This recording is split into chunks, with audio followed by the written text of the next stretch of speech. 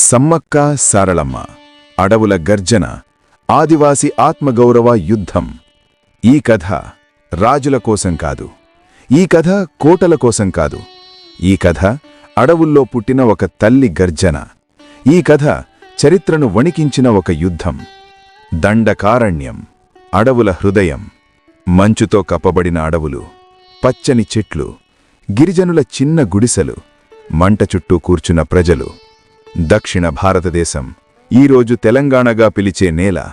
అప్పట్లో అడవులే రాజ్యం, అడవులే దేవాలయం, అడవులే జీవితం. అద్భుత శిశువు, సమ్మక్క జననం. రాత్రి, వర్షం, మెరుపులు. అడవిలో ఒక గిరిజన మహిళ ప్రసవ వేదనలో. అకస్మాత్తుగా అడవి నిశ్శబ్దం, మెరుపు పడుతుంది. శిశువు ఏడుపు. ఆ రాత్రి సాధారణ శిశువు పుట్టలేదు. అడవుల ఆత్మ ఒక శరీరం ధరించింది. శిశువు ముఖంపై వింత కాంతి. చుట్టూ జంతువులు భయపడకుండా నిలబడి ఉన్నాయి. ముసలి గిరిజన మహిళ. ఈ పిల్ల సాధారణది కాదు, ఈ అడవులే ఈమెను పంపాయి. ఆమె పేరు సమ్మక్క. సమ్మక్క బాల్యం, అడవులే గురువు. చెట్ల మధ్య పరుగులు, జంతువులతో స్నేహం, బాణం విల్లు పట్టడం, అడవి మందులు తెలుసుకోవడం. సమ్మక్కను పాఠశాలలు నేర్పలేదు, పుస్తకాలు నేర్పలేదు, అడవులే ఆమెను తీర్చిదిద్దాయి. చిన్న సమ్మక్క లోలోపల, ఈ అడవి నాది, ఈ ప్రజలు నావాళ్లు. పాగిడిద్దరాజు, ప్రేమ, శక్తి. యుద్ధం. గిరిజన వీరుడు పాగిడిద్దరాజు ఒంటరిగా శత్రువులను ఎదుర్కొంటాడు. సమ్మక్క అతన్ని చూస్తుంది. అక్కడే ఇద్దరి మధ్య యుద్ధం కాదు, ఒక బంధం మొదలైంది. వివాహ దృశ్యం. అడవుల మధ్య గిరిజన సాంప్రదాయం, నృత్యాలు, డప్పుల మోగింపు. సమ్మక్క అడవుల రాణి అవుతుంది. సారళమ్మ జననం, తల్లి వారసత్వం. సమ్మక్క చేతుల్లో శిశువు. ఆ తల్లి శక్తి, ఆ రక్తం మరో రూపం దాల్చింది. ఆమె పేరు సారళమ్మ. తల్లి కూతురు బంధం మాంటేజ్. బాణం నేర్పడం, యుద్ధ పాఠాలు, ప్రజల బాధలు చూపించడం. సమ్మక్క, నీవు నా కూతురివి కాదు, ఈ అడవుల కాపలాదారివి. కాకతీయ రాజ్యం, దురహంకారం. కాకతీయ రాజసభ, బంగారం, ఆభరణాలు. అడవుల్లో శాంతి ఉంది, కాని కోటల్లో ఆశ ఉంది. ఆశ లోభంగా మారింది. మంత్రి, ప్రభు, అడవుల్లోని గిరిజనులు పన్ను చెల్లించడం లేదు. రాజు కోపంగా, అడవైనా రాజ్యం నాదే. పన్ను డిమాండ్, యుద్ధానికి నాంది. దూతలు అడవిలోకి వస్తారు. ఆజ్ఞ, పన్ను చెల్లించాలి, లేదంటే యుద్ధం. అది పన్ను కాదు, అది బానిసత్వ ముద్ర. సమ్మక్క గర్జన, మా అడవికి పన్న, మా శ్రమకు ధర. యుద్ధం కావాలంటే అడవులే సమాధానం చెబుతాయి. యుద్ధ మేఘాలు. ఆకాశం నల్లబడుతుంది. ఇది ఒక యుద్ధం కాదు, ఇది ఒక సంస్కృతి పోరాటం. ఒక తల్లి ఒక రాజ్యాన్ని ఎదిరించిన కథ. అందులో భీకర యుద్ధం, సమ్మక్క వీరమరణం, సారళమ్మ ప్రతిజ్ఞ. కాని అడవులు నిశ్శబ్దంగా లేవు, అవి యుద్ధానికి సిద్ధమయ్యాయి. యుద్ధానికి సిద్ధం. అడవుల సైన్యం. అడవుల లోతుల్లో డప్పుల మోగింపు, గిరిజన వీరులు కూడడం, బాణాలు పదును పెట్టడం, విల్లు ఎక్కించడం, ముఖాలకు యుద్ధ రంగులు. ఇది రాజు సైన్యం కాదు, ఇది నేల పుట్టించిన సైన్యం. సమ్మక్క ఆకాశం వైపు, ఈ అడవి ఆత్మలారా, నా ప్రజల కోసం ఈరోజు మీరు నడవాలి. గాలి వీస్తుంది, చెట్లు కదుల్తాయి. సారళమ్మ యువ యోధురాలు. సారళమ్మ బాణం పట్టుకుని, కళ్లల్లో అగ్ని.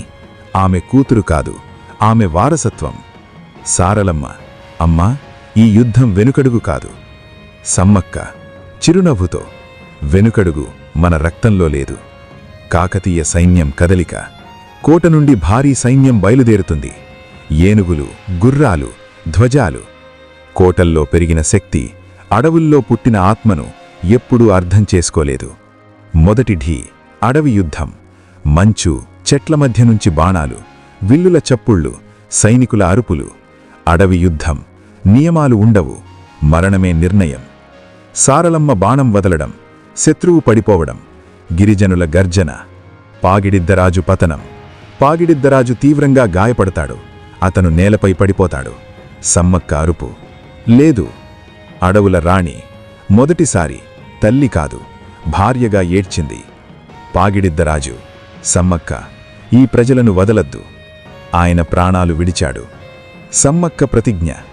ఆకాశం నల్లగా, వర్షం మొదలు, సమ్మక్క గర్జన. ఈ రక్తానికి ఈ నేలే సాక్షి. రాజ్యం చెల్లించాలి ఈ అడవుల విలువ. అది ప్రతీకారం కాదు, అది న్యాయం. చివరి యుద్ధం. తల్లి కూతురు, సమ్మక్క సారలమ్మ ముందు వరుసలో.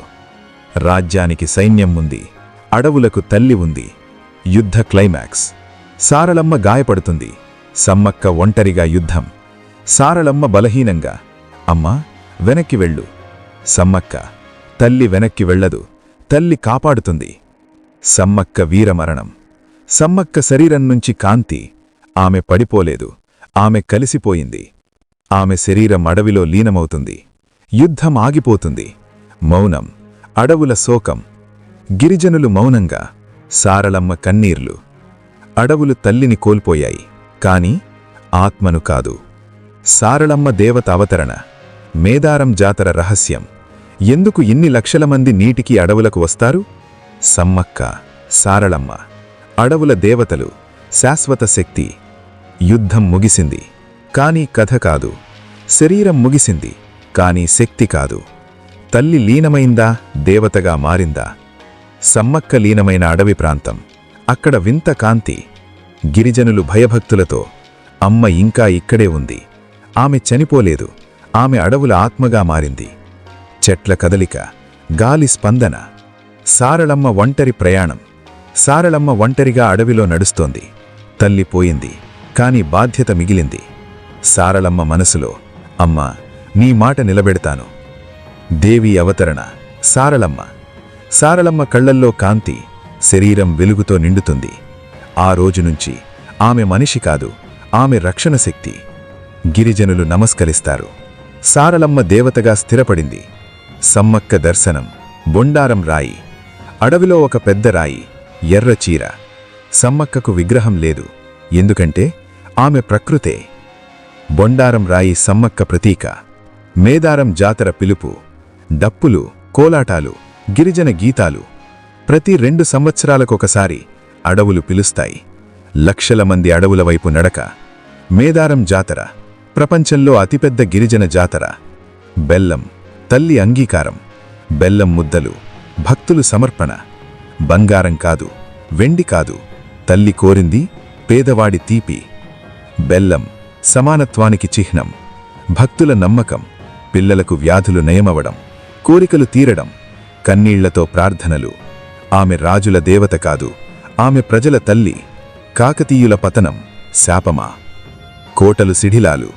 చరిత్ర చెబుతోంది, అడవుల తల్లిని ఎదిరించిన శక్తి ఎప్పుడూ నిలవలేదు. నేటి సందేశం. సూర్యోదయం, అడవులు. ఈ కథ దేవతల గురించి కాదు, ఈ కథ ఆత్మగౌరవం గురించి. ఈ కథ ఒక తల్లి ధైర్యం గురించి. అమ్మ సమ్మక్క, నీవు అడవుల్లో ఉన్నావు, కాని మా రక్తంలో కూడా ఉన్నావు. ప్లీజ్, మీకు ఈ వీడియో నచ్చితే లైక్ చేయండి, షేర్ చేయండి, మరియు ఇలాంటి స్టోరీస్ కోసం మా ఛానల్ని సబ్స్క్రైబ్ చేయండి. జై సమ్మక్క, జై సారలమ్మ. శుభం.